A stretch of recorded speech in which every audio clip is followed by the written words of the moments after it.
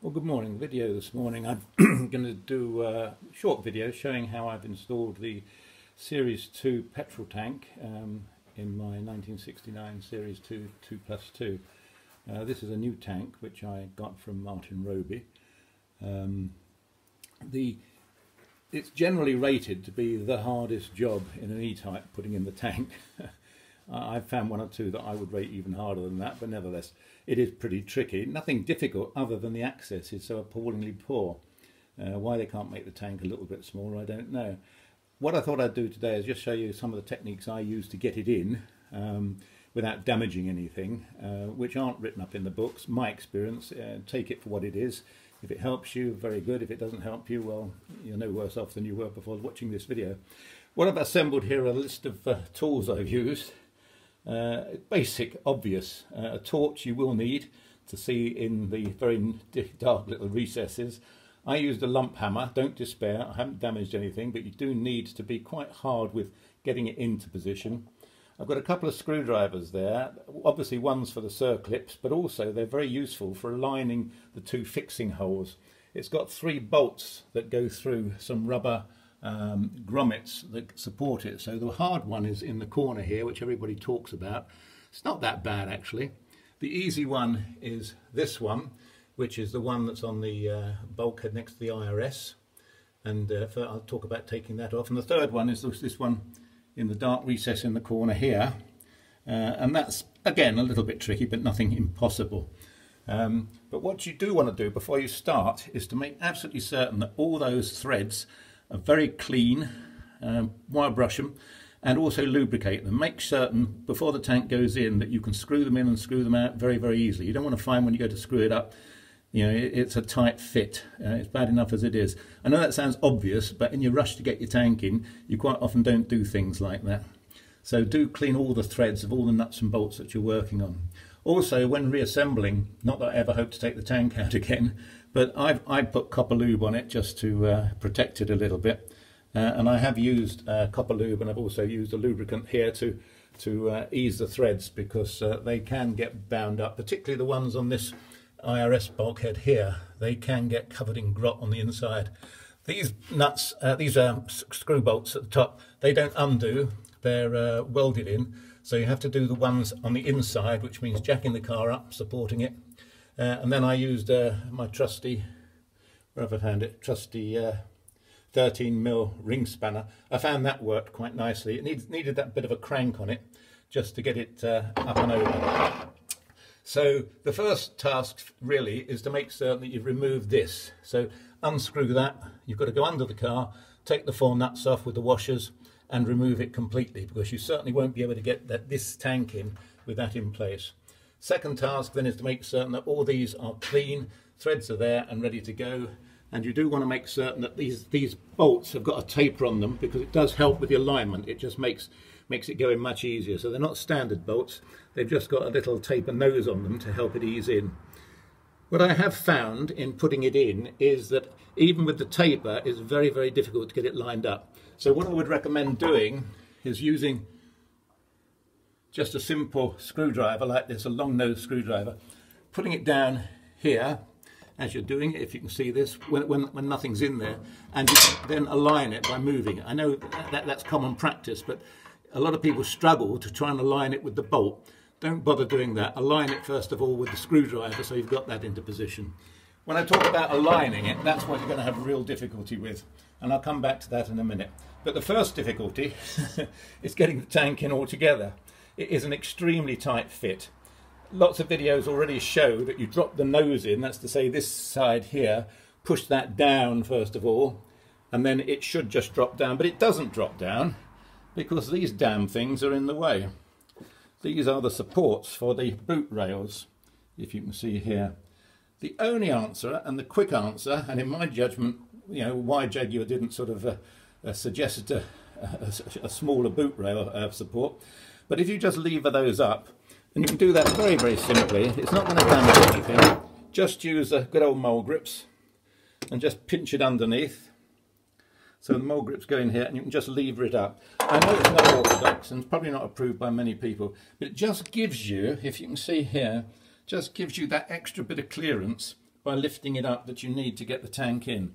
So if you lift it up from the corner here, right in the corner, and you don't have to lift it up by much, maybe move it about 5 mil, 6 mil, and then the same here. The other thing you want to watch is that in doing that, you want to make certain all your wiring is in place and secure, and none of the leads are loose and are going to ping out. You might well have to remove the earthing leads to get it in, because it's so tight it will rub against these earthing leads here. But also you want to make certain that the cables are up and strapped out of the way, so that you don't break the cables or bend the cables or trap the cables underneath the tank.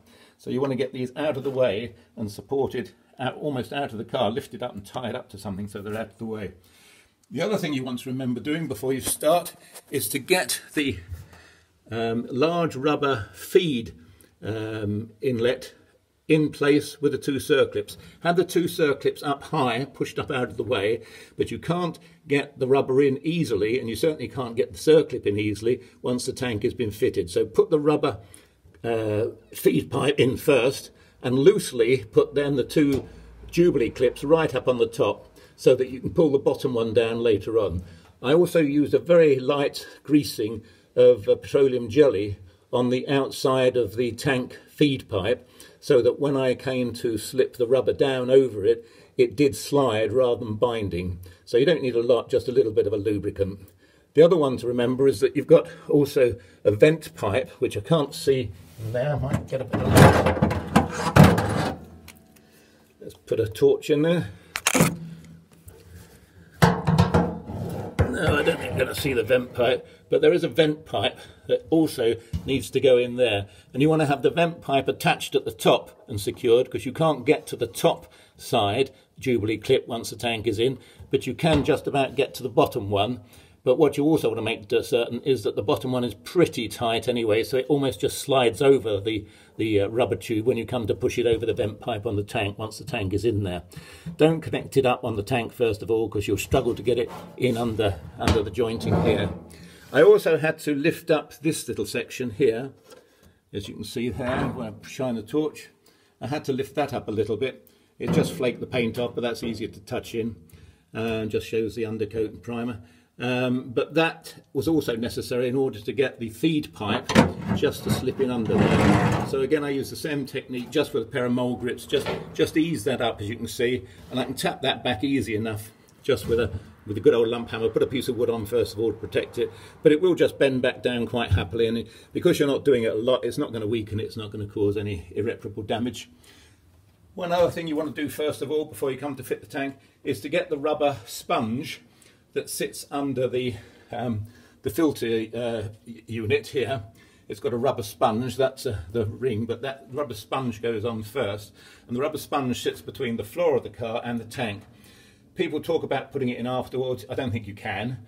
My suggestion is just lightly to tack it on with some spray adhesive, stick it onto the bottom of the tank, and then it should be okay. What you will find is that it's now going to be very tight moving over these. And there's nothing you can do about it. You can try just gently banging those down if you've got a little bit of tightness. You can see here, mine was binding just there where the exit pipe down to the filter went. But again, if you put a piece of wood, a judicious piece of wood over there and hit it with a lump hammer, it's not going to really damage it, but it will just give you that extra 1 or 2 millimeters clearance that you might find that you need. So the process then, having removed this, is to get the tank, offer it up, drop it in what I would call nose forward, that's the front part of the tank towards there, and then lift these up, have these lifted up, these bits here, so that you can then drop the tank down, and you will find it is extremely tight. You will find that you might catch the cable, so you've got to watch what you're doing and just be careful. And a judicious use, careful use of the lump hammer is sensible. As long as you tap with wood protection against it, you can just nudge it across, because what it's actually getting just stuck a little bit on the paint or the surface of the floor or wherever else, it's just touching and binding.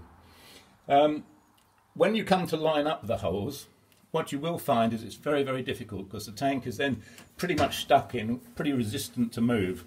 The first thing I lined up was the rubber here. I got that in first. So again, I pushed the nose of the filler pipe underneath, and then just eased round using fingers and a little bit of a screwdriver just to drop that down. And then I didn't tighten it up, I just dropped the rubber down so that I could tighten up the circlip, the Jubilee clip later. But getting that on first is, in my view, the first thing to do. Second thing to do is to get that bottom one in. That's the one I say, the bottom one, the one right in the front. Now to do that, I've done it all single-handed. It's great if you've got two people. I did it single-handed. What I did was to use a length of wood, just about that length, as you can see, and then I positioned it here. I don't know if you can see that.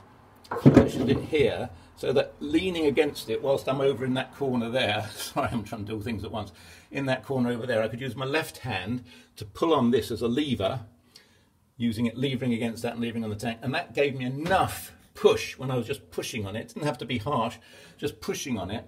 And then with a screwdriver, first of all, I could line up the hole.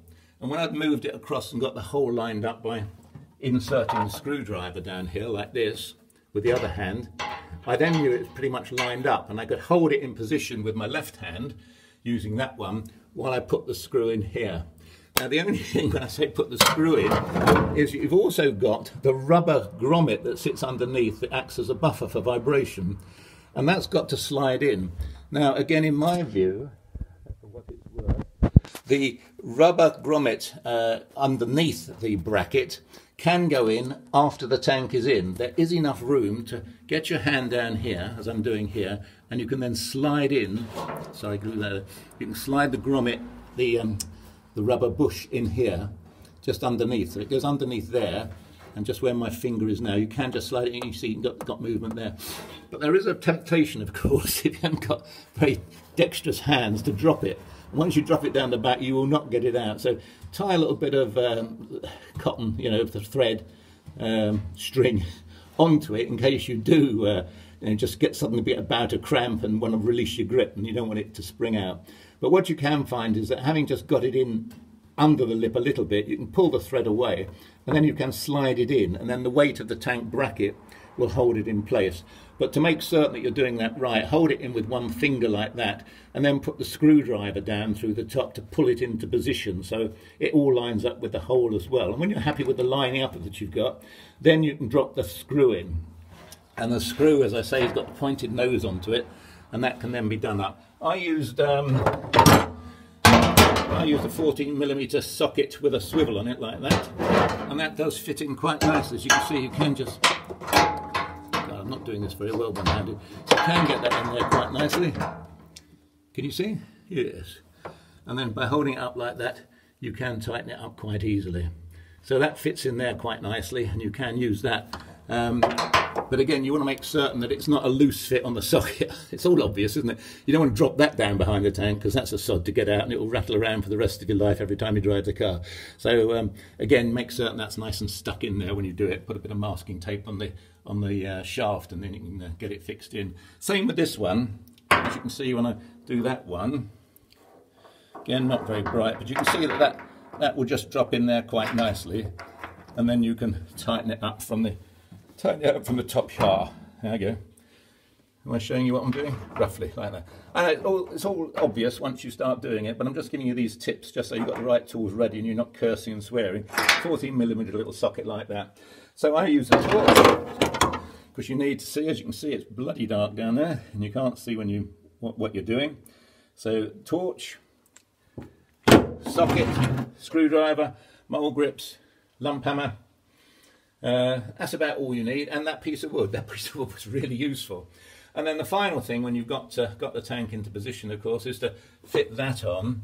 And that's the simple one, because you can easily get to this. I haven't finished doing it; it's still loose at the moment. But you just push that through. That can sit on the top, and then that's bolted underneath. But these, again, I would make certain you've got some good lubricant on the outside of those, because they are going to get covered in muck over the years, and the next person take it out will have a job. So the final task then is just to tap these back down again. So just put a piece of wood across these, use the same piece of wood if you like, a little bit of wood across that, and just tap it back into alignment, and these will just bend down. You can see I almost bend it down with my hand. It bends down nice and easily, so that will be done. So that's how the tank goes in. as I say, people say it's the hardest job. It's not that hard. You need a lot of patience. Don't lose your rag with it, and don't try and force it and bang it and swear and curse. The tank is the right size, the car is the right size. You just need to be patient and work on it gradually. And by all means, in my view, move these brackets out of the way, because they're not really structurally important to the car. They're only supporting the boot boards, and they are pretty flexible and will bend up and down quite nicely, and that does just give you that extra 5 mil or so that you need to get the tank in. So that's the end of that one, I would say, for the time being. I might do another video shortly on the glazing, because a lot of people again struggle to get the chrome trim on the glazing, or get the glazing in. I've redone all mine now, and I've learnt quite a bit as a consequence of doing it. So if you're interested in that, I'll be posting a video on that perhaps later. So that concludes that video, and I hope it's been some help to some of you. All the very best. Bye bye.